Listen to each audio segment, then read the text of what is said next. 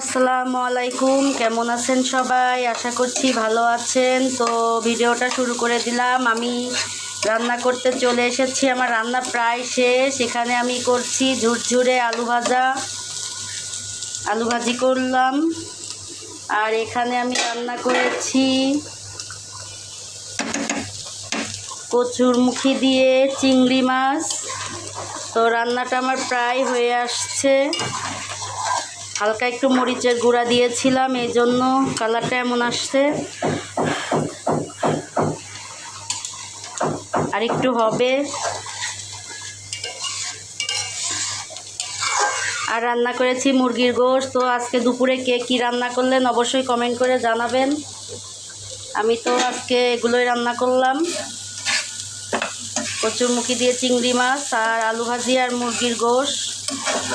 এই 3 আইটেমই আমি আজকে রান্না করেছি। আর আলু ভাজিটা আমি করে ফেলেছি, আলু ভাজিটা হয়ে গিয়েছে। তো সবাই কেমন আছেন অবশ্যই জানাবেন। আজ দুপুরে কে কী রান্না করলেন। আমি তো এগুলোই রান্না করেছি। আর ভিডিও শেষে শেয়ার করব, রান্নার শেষে, ভিডিও শেষে না, রান্না শেষে শেয়ার করব।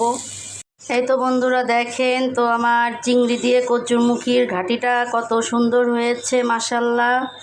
দেখতে অনেক সুন্দর হয়েছে। আমার ক্যামেরাটা ঘোলা হয়ে গিয়েছে। তো এই আজকে রান্না বান্না।